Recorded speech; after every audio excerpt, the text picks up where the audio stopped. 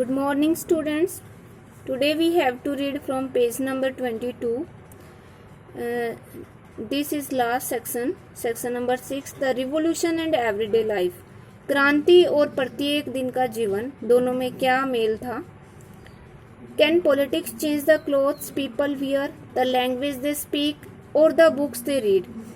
क्या जो राजनीति वाले लोग होते हैं, क्या वो लोगों के कपड़े जो वो पहनते हैं, उनकी भाषा जो वो बोलते हैं और जो किताबें वो पढ़ते हैं उनको चेंज कर सकते हैं? The years following 1789 in France so many such changes in the lives of man, women and children. 1789 के बाद आने वाले सालों में फ्रांस में महिलाएं, पुरुष और बच्चे, इनके जीवन में ऐसे बहुत सारे बदलाव देखने को मिले। The revolutionary government took it upon themselves to pass laws that would translate the ideas of liberty and equality into everyday practice. और क्रांतिकारी सरकारों ने बहुत सारे ऐसे कानून पास किए जिसमें आज़ादी और समानता के जो आइडियल्स थे, जो आदर्श थे, उनको प्रत्येक जीवन की लाइफ में उतारा गया। One important law that came into effect soon after the storming of the Bastille in the summer of 1789 was the abolition of censorship। और इनमें एक सबसे महत्वपूर्ण बदलाव ये था 1789 में समर के टाइम बेस्टिल जो जेल थी उस पे हमले के बाद, वो था सेंसरशिप को खत्म करना। और सेंसरशिप क्या थी? In the old regime all written material and cultural activities, books, newspaper, plays could be published or performed only after they had been approved by the censors of the king।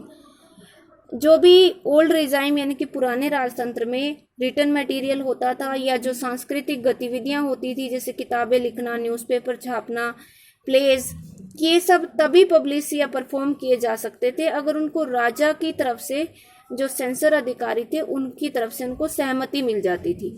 Now the Declaration of the Rights of Man and Citizen proclaimed freedom of speech and expression to be a natural right। और अब एक ऐसा घोषणा पत्र मिल गया था लोगों को या नागरिकों को अधिकारों का, जिसके अंदर बोलने की आज़ादी और अभिव्यक्ति की जो आज़ादी थी उसको नेचुरल राइट माना गया। Newspapers, pamphlets, books and printed pictures flooded the towns of France from where they traveled rapidly into the countryside। बहुत सारे न्यूज़पेपर, पैम्पलेट्स, किताबें और छपी हुई पिक्चर्स ये फ्रांस के जो शहर थे उनमें बाढ़ की तरह आ गए।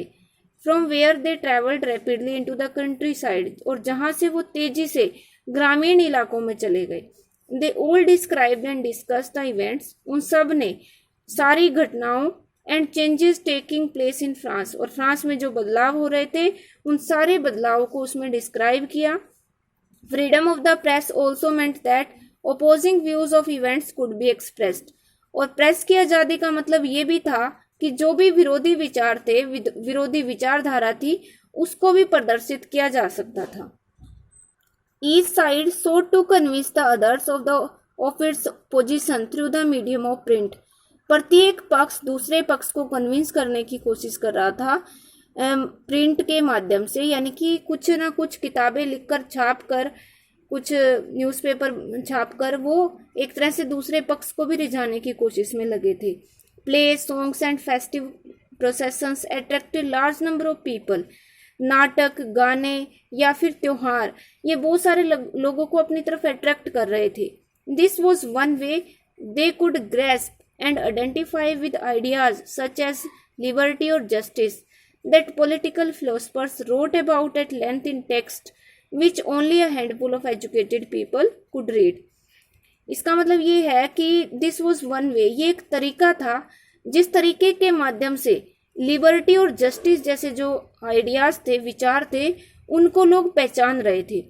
और ये आइडियाज और विचार राजनीतिक फिलोसफर्स ने, पॉलिटिकल फिलोसफर्स ने अपनी किताबों में लिखा था, और अभी तक यानी कि सेंसरशिप के हटने से पहले तक जो पढ़े लिखे कुछ मुट्ठी भर लोग थे वही इनको पढ़ सकते थे।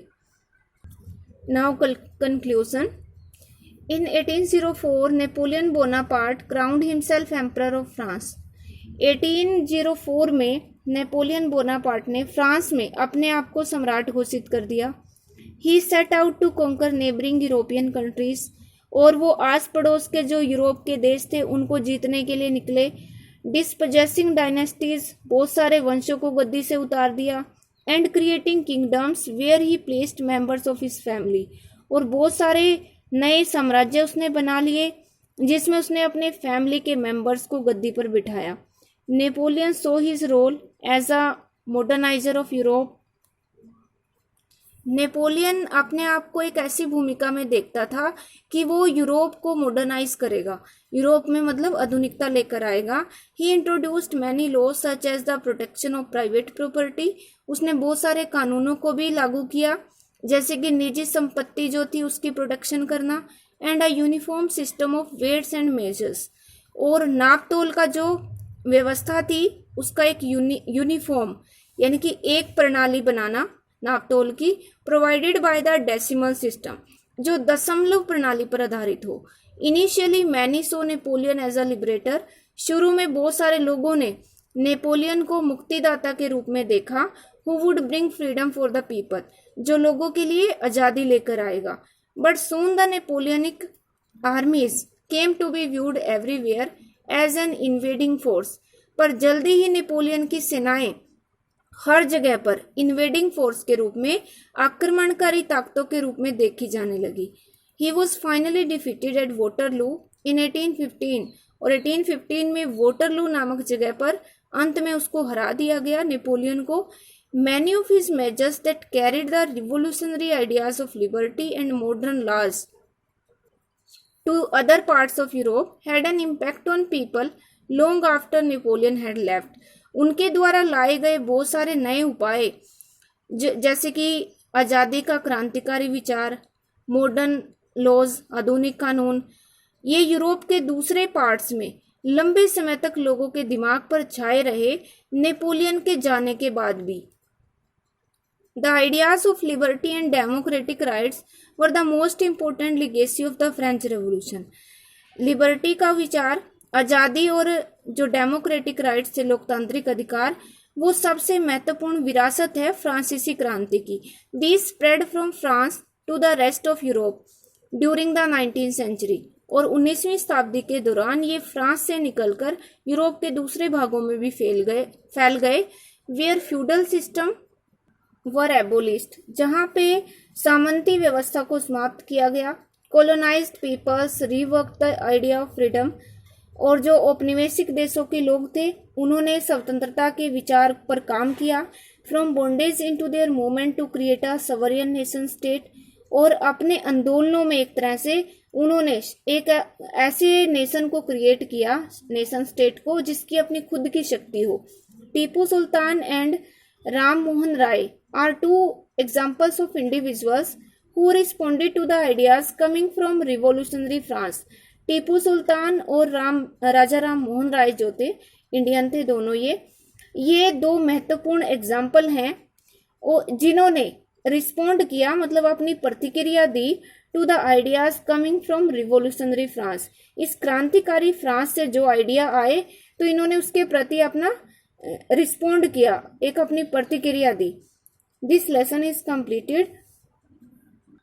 Tomorrow we will do its question answers. Thank you.